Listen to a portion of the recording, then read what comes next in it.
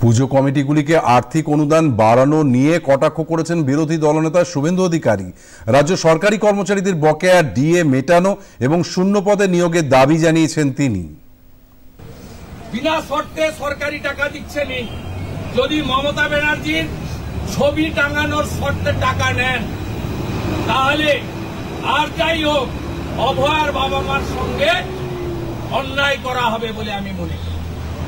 আর যে ক্লাব শর্তাধীনে মমতা ব্যানার্জির দেওয়া টাকা, সরকারের দেওয়া টাকা প্রত্যাখ্যান করবে তারা আমাকে জানাবেন, তাদের পাশে বিরোধী দলনেতা। চাকরি দিন, 6 লক্ষ শূন্য পোস্ট আছে, ফিল আপ করুন।